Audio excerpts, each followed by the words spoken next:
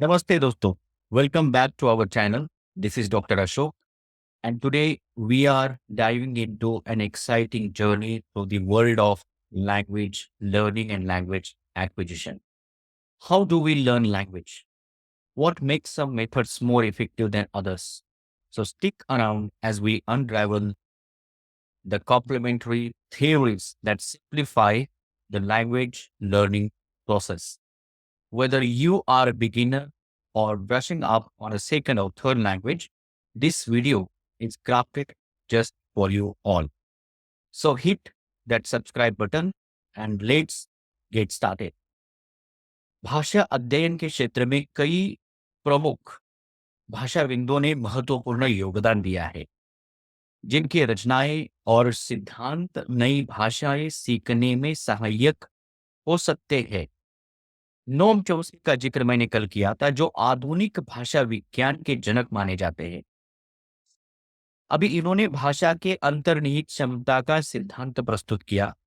Stephen Krashen ने द्वितीय भाषा अधिग्रहण पर अपने इनपुट हाइपोथेसिस के माध्यम से प्रभावशाली सिद्धांतों की रचना की। लेव वेगोत्स्की, एक सोवियत मनोवैज्ञानिक, ने सामाजिक बातचीत के महत्व को उजागर किया। स्टीवन पिंकर है, डेबोरा हेनेन है, माइकल लॉन्ग है और क्लेयर क्रामर्स जैसे विज्ञानों ने और विद्वानों ने भाषा सीखने की प्रक्रिया और सामाजिक संदर्भ पे ज्यादा फोकस किया, उसका गहन शोध किया। तो भाषा सीखना कोई आसान काम नहीं है, ऐसा हम कह सकते हैं, लेकिन कुछ सिद्धांत हमें इस प्रक्रिया को सरल बनाने में मदद करते हैं। So today we will explore four key theories that not only complement each other but also enhance our language learning capabilities. So let's break them down one by one. First up is the input hypothesis. So imagine a reading book or watching a show in a new language where the content is just a notch above your current understanding level. This is 1+1 scenario.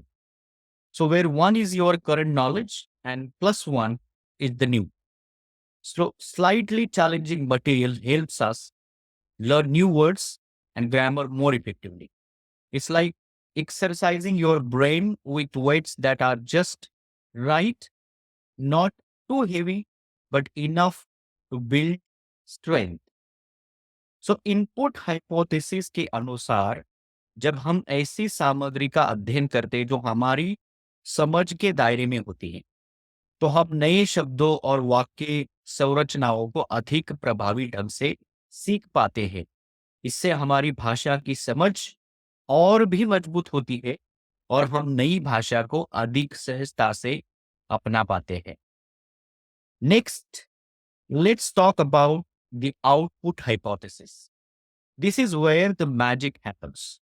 When you actually use the language, speaking or writing in a new language pushes us to apply what we have learned.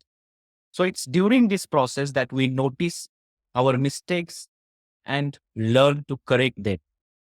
So enhancing our language skills profoundly is necessary. और ये output hypothesis का जो महत्व है वो कम नहीं है। जब हम भाषा का उपयोग करते हैं तो हमारे दिमाग को उस भाषा के नियमों और शब्दों को व्यवहारिक रूप से लागू करने का अवसर मिलता है। इस प्रक्रिया में हम अपनी गलतियों को पहचानते हैं और उन्हें सुधारने का प्रयास करते हैं, जिससे हमारी भाषा की क्षमता और भी बेहतर होती जाती है।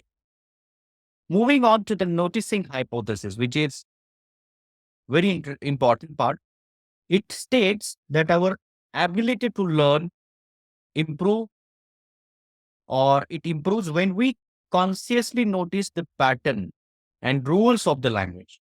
So this active awareness helps deepen our understanding and retention of the language structure.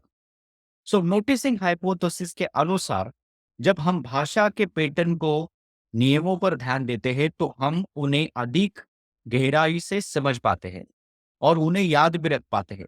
इससे हमारी भाषा की समझ और भी गहरी होती है और हम भाषा को अधिक प्रभावी ढंग से सीख पाते हैं।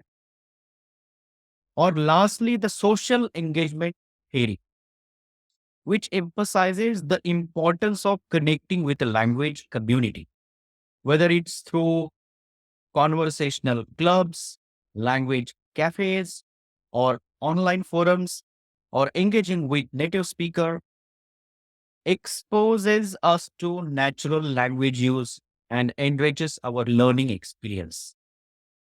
By integrating these theories into your study routine, you can accelerate your language learning process and make it more efficient and enjoyable.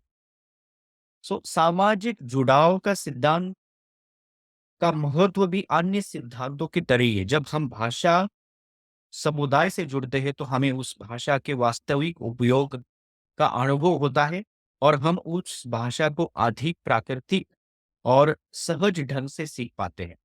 इससे हमारी भाषा की समझ और भी मजबूत होती है और हम उस भाषा को अधिक प्रभावी ढंग से सीख पाते हैं। सो इन सिद्धांतों को अपनाकर हम भाषा सीखने की प्रक्रिया को अधिक सूक्ष्म और प्रभावी बना सकते हैं। इन सिद्धांतों का प्रयोग करके हम नई भाषा को अधिक तेजी से और अधिक प्रभावी ढंग से सीख सकते हैं।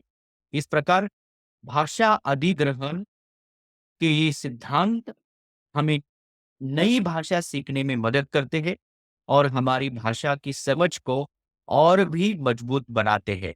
दोस्तों, आज के लिए इतना ही।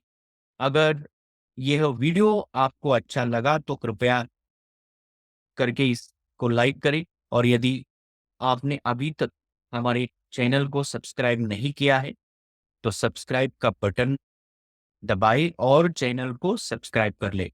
इसके अलावा बेल आइकन पर भी क्लिक करके नोटिफिकेशंस भी ऑन कर ले, जिससे कि आपको हमारी नवीनतम वीडियो की जानकारी सबसे पहले मिल सके।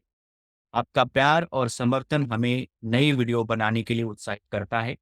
तो आइए हमारे यूट्यूब परिवार को और भी बड़ा बनाने में हमारी मदद करें। आपका धन्यवाद। शुभकामनाएं।